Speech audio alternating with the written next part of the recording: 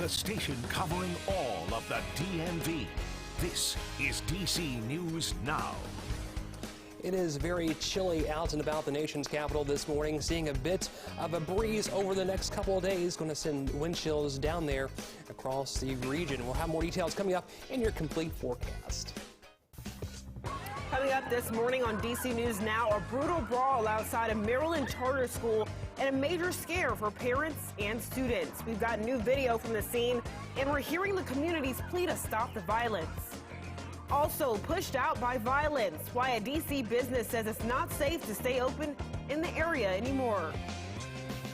We don't have water to wash my baby, my toddler, and everyone else. Plus, left without water, a Maryland neighbor fed up after back-to-back water main breaks on the same road and no solution in sight. And taking a live look now at Washington, D.C., our nation's capital, on this cold and chilly Saturday morning. Welcome, and thank you so much for joining us for DC News Now. All right, Derek, so we're almost a week away from Christmas. What can we expect this week as we get closer to the holiday? Well, it's going to be feeling much like the holidays. I can see folks out here walking the dogs this morning. They're all bundled up. We're going to see a high temperature of 44 today, but with those winds, it's going to feel all the more chilly out. It's going to feel like today is going to be into the upper 30s. It's going to feel like as the high comes around. We're looking at, of course, a mix of sun and clouds throughout today. We have a cold front pushing through, going to bring us a good bit of wind, as well as another shot of cold air to the region. Going to make it feel us all nice and chilly out. We do have some snow showers across the Great Lakes, even a few of them this morning in Pennsylvania, but all in all, relatively quiet here in the D.C. region. Other than that, we're seeing nice, beautiful sunshine this morning here in the nation's capital. Awfully nice for today. We're looking at those highs to be into the middle 40s, low to mid 40s throughout most of the region. A mix of sun and clouds for today. More winds as we head into tomorrow, maybe even some light mountain flurries for your overnight tonight going into your Sunday. We're only talking about a high temperature of 39 degrees coming in on Sunday, so it's going to be awfully cold as we head into Sunday as well as Monday. All right, Derek, thanks so much. Well, we have new video this morning of a fight and stabbing at a Prince George's County school. It led to a brief lockdown at Accokeek Academy on Friday morning. Well, the boy who was stabbed is expected to be okay, but the whole incident was upsetting for students and parents. Our Prince George's County reporter Yamari Sase talked to some of them and has the latest on the investigation. What we know so far is that the student that was stabbed is expected to survive, and 2 students were taken into custody by Prince George's County Police. Now, this is the second time this month that a student was injured during a fight at a Prince George's County school, which raises a lot of concerns for some parents. Now, I do want to warn you, some of the video in this story may be disturbing.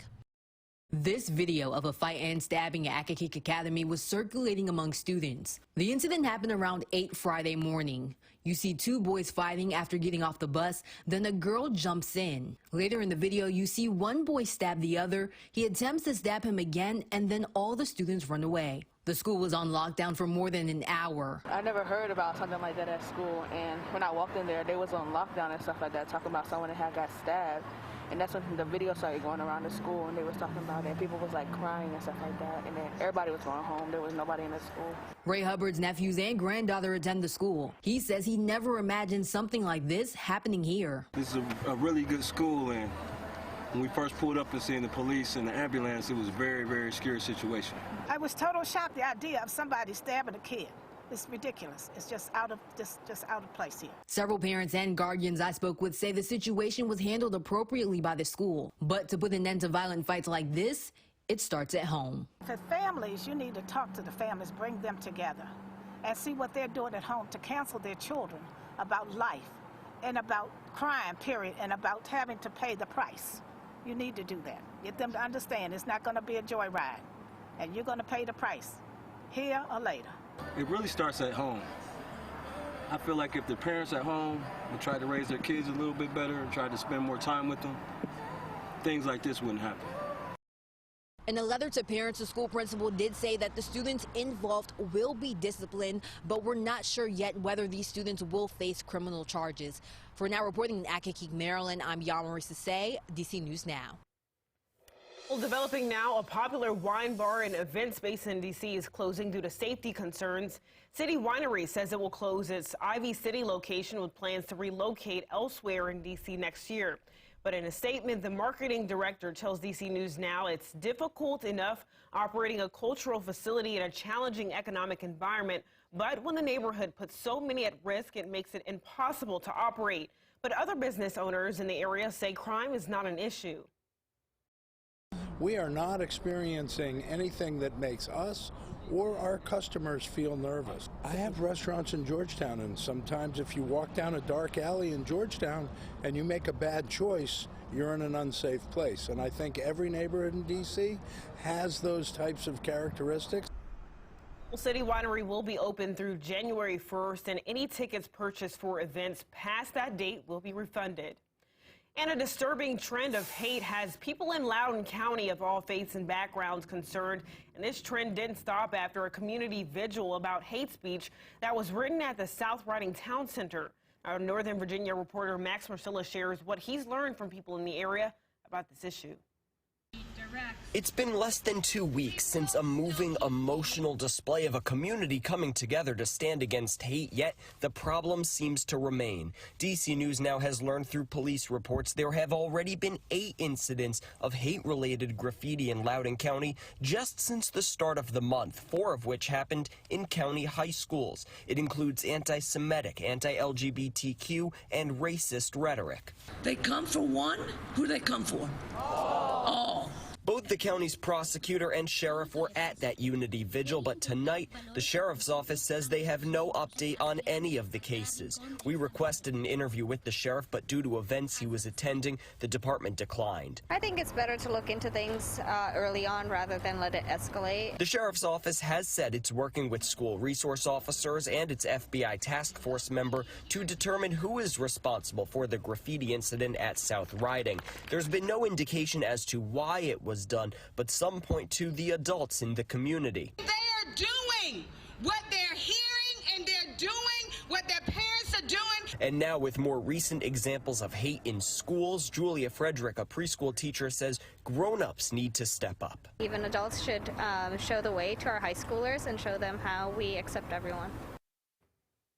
And that was Max Marcella reporting. Multiple people have expressed concern, saying these events need to be taken seriously, even if it's just graffiti, before the ugly words turn into worse actions. And nearly 300 people who live in the Germantown section of Montgomery County, Maryland, are without water due to a water main break. And it's not the first time it's happened in the area. Our Cheyenne Corinne covers Montgomery County and spoke with people who live near Clopper Road about repeated water problems. This is the 4th water main break since August within this 1-mile stretch of Clopper Road. Now, people I spoke to who live in the area say they just want to know how many times this needs to happen before there's a solution. I don't understand why it's happening in around the same spots. WSSC Water says this repair is a little bit more complicated because there's a high-pressure gas main very close to the pipe. This time, it left nearly 300 customers without water and even caused Northwest High School to end its day early. We have a family of 5, and we just don't have enough water. They're only giving 3 gallons at a time. They only do 2 flushes in the toilet, if anything. We don't have water to wash my baby, my toddler, and everyone else. And although WSSC Water sets up a water station each time a water break happens, people who live in the area say it's still a major inconvenience. I had to call numerous times to get the water pressure back up, and they were telling us it was some flow valve in our house that wasn't the issue. It was a problem with WSSC again. McGurgan says the water also smells and tastes awful when the water is restored, but still customers don't receive a credit on their bill when this happens. At least credit our bills every month, that especially the months that we've lost the water. You know, they know how many hours it's been out. Give us a credit on our bill. That'll go a long way in making people feel better. And WSSC Water says since the last break, they've been evaluating long-term options to repair the pipe, which is more than 50 years old. But they say repairing a 24-inch pipe requires planning, design, implementation, and can take some time. Their goal is to have the water restored overnight. Reporting in Germantown, I'm Cheyenne Corinne for DC News Now. Happening today, people will gather across the area for Wreaths Across America, an annual event honoring veterans. Well, this year, ceremonies will be held at Arlington National Cemetery and Airman's Home National Cemetery.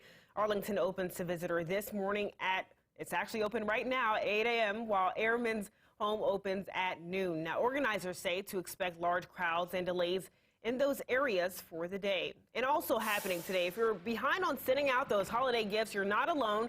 The U.S. Postal Service says they're recommending deadlines to ship out your mail in first class today. Now, all those last-minute givers out there are flocking to local post offices. So if you're one of those people, make sure you get ready for those long lines.